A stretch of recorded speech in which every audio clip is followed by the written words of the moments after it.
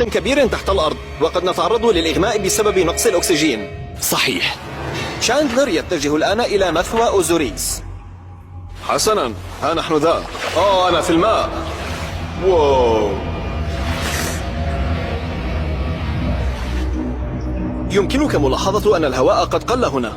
ما هذا؟ توجد صخرة هنا. أهذه صخرة أم غطاء؟ يوجد في وسط الغرفة التابوت الحجري للإله أوزوريس. يفترض أن هذه البوابة إلى العالم السفلي. نعم، لذا حاول أن تدخل. إلى العالم السفلي؟ أوه أجل. سأفعلها. يا إلهي. يزعم أن هذا التابوت الحجري هو بوابة للعالم السفلي، ولم يسبق لإنسان أن اتجه إلى هنا من قبل. كم العمر؟ يا إلهي، لما أنا هنا؟ أنا مجرد يوتيوبر. ماذا نفعل هنا؟ في أقصى الزاوية اليمنى هناك ممر عمودي لا يعرف أحد إلى أين يؤدي. ادخله يا كارل. هل أصعد؟ لا تدعه يفعل ذلك. أنا خائف جدا. كارل، هذا ليس تصرفا ذكيا. أنا في نفق في مصر القديمة لم يدخله أحد من قبل. لا أحد مجنون ليدخله. كارل، اشرح لنا ما الذي يحدث معك. أنا في منعطف في الكهف ويزداد ضيقا. أنا حرفيا عالق في هذا المكان يا صديقي. كارل، أنت تصنع التاريخ. بالكاد لدي فسحة للتحرك. لقد تعدينا الحد الآمن للأكسجين. لنخرج. أنا مستعد. لذا قبل أن نموت كلنا ونرى العالم السفلي بأنفسنا، لن أخرج بهندام أنيق. خرجنا بأسرع ما يمكن، فأريد العيش طويلا بما يكفي لاستكشاف الممرات العمودية التي لم ترى من قبل في هرم الجيزة الأكبر، حيث أن عدد من دخلوها في العصر الحديث أقل ممن ذهبوا إلى الفضاء. من يركب جملا معي؟ فلنفعلها. ربت عليه، لا يرغب بذلك. أعضك جمل من قبل؟ أجل. ماذا؟ أجل. هل تؤلم؟ أجل. أوه، قلت لكم. سنبدأ يوما آخر من الاستكشاف. غير معقول. شاندلر، أنت بخير؟ لا، لست بخير. اسحب. لا يمكنني، أنزلوني من عليه. إنه يبدو مضحكا. هذه إحدى أروع اللقطات لي بامتطاء جملا قرب أحد أهرامات مصر. صديقي، هذا جنوني تماما. والآن مدير هضبة الجيزة بأكملها سينضم إلينا لزيارة الهرم الثالث بقائمتنا، وهو هرم منقرع.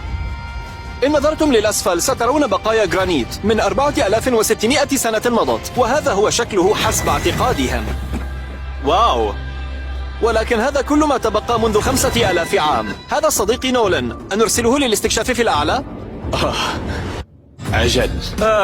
أخذت إذنا للقيام بشيء يكون عادة غير قانوني. احذر يا نولان. أيمكنك الصراخ على نولان؟ سيفزع من ذلك. لا تتاح لنا فرص كي نتسلق هرما، سأستغلها جيدا. انزل الآن. ينزل؟ نعم، انزل. حسنا. نولان، عليك النزول. هيا. حسنا، سأنزل. انزل لأسفل حالا. هيا. حسنا، هو يمزح. واصل ما تفعله. هو يمزح. لا يا صديقي. يا إلهي، أصبتني بالخوف. يا إلهي، ظننت أنني سأعتقل. خذ الطريق يا سيدي. لنفعل ذلك.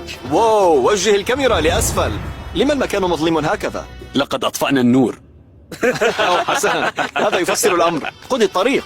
أخذنا ممر النزول الأول للهرم عبر ممر عمودي ارتفاعه أكثر من 30 مترا إلى أول غرفة في التاريخ المصري القديم تحتوي على نقوش زخرفية. ما هذا؟ زخرفة لأبواب مزيفة. لم يكن هناك أي زخرفة بأي هرم من الأسرة الأولى باستثناء هذا. صنعت قبل 5000 عام تقريبا. قبل 4600 عام. مع تعمقنا داخل الهرم قادنا الممر العمودي التالي إلى غرفة التمهيد. غرفة التمهيد. واو، الكثير من التاريخ هنا. ماذا في تلك الغرفة؟ لا يوجد هناك شيء. أصعدت إلى هناك؟ لا. كيف عرفت أن لا شيء هناك؟ لأنني أرى ذلك من هنا. أوه أجل. مجرد نفق، لا شيء هناك. ترى من هنا؟ نعم. كن متشككا دوما.